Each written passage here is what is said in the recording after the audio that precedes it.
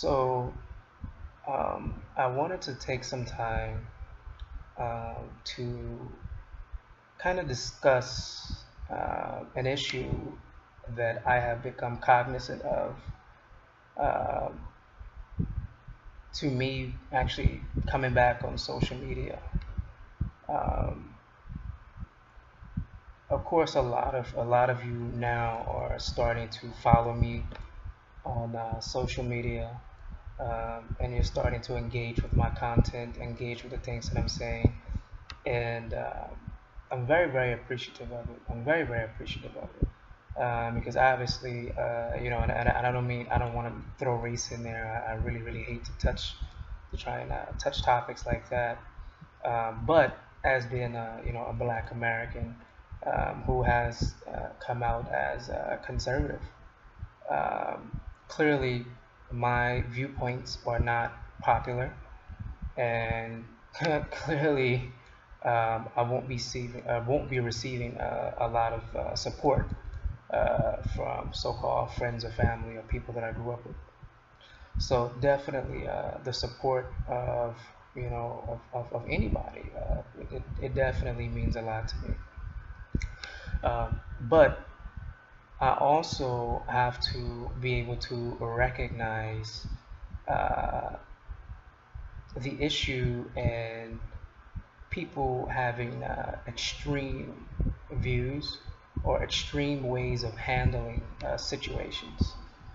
Um, I myself, as someone who's been like the direct target of democratic liberal policies, um, you know, of course, when I first discovered the truth about the democratic liberals and their policies and how it affected, my community, the minority community, of course, um, it was a bit difficult to process in the beginning.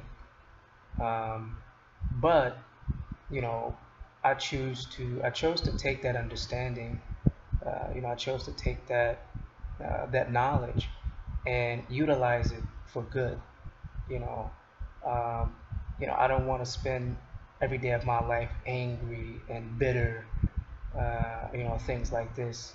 Because then I would be acting like the person or the people who are trying to oppress me. And the one thing that you do not do in life is you do not become like your enemy. You rise above. You rise above your enemy. You rise above your oppressor.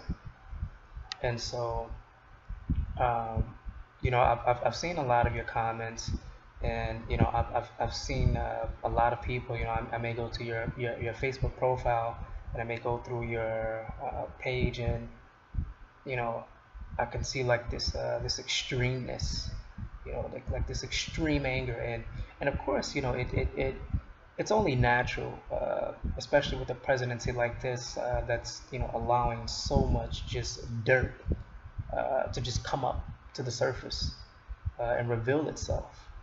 In the presence of truth, a lie has no choice but to reveal itself, and so.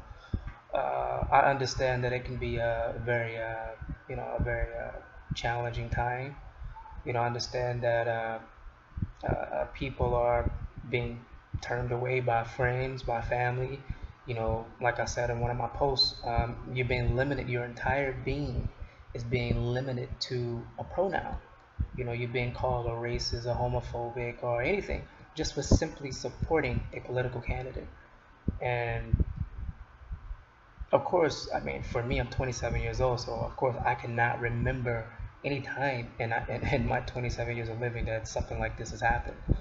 Um, but also, you know, I want you guys to be able to not allow these things to disturb your peace or steal your joy.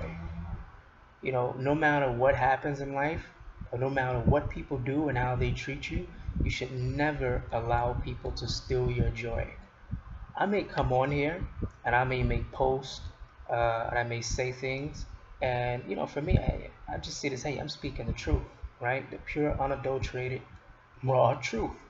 But it has no effect on my personal life.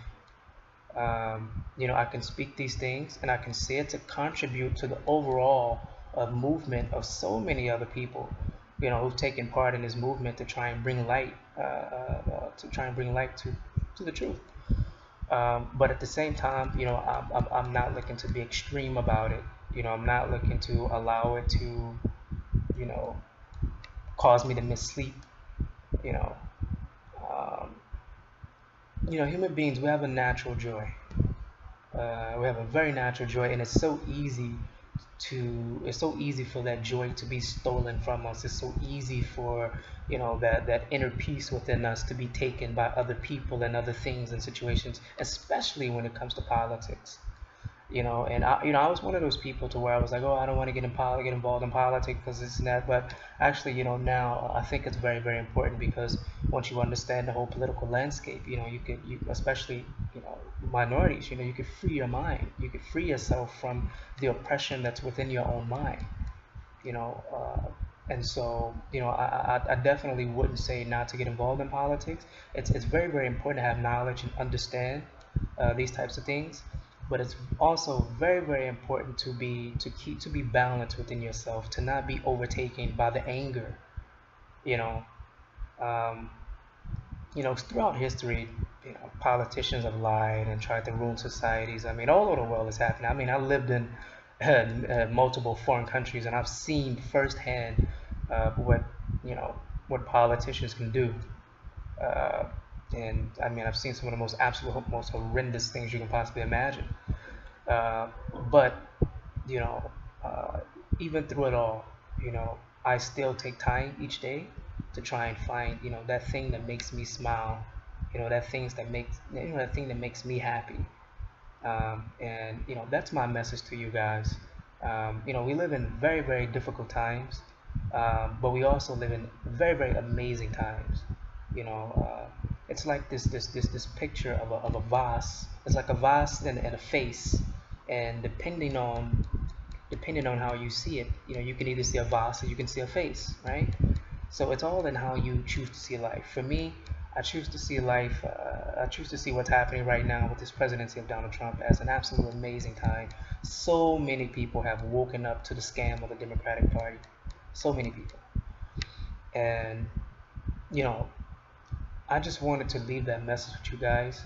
Uh, so you know, I just want to see you guys happy. I just want to see you guys having joy. I want to see you guys, full of laughter.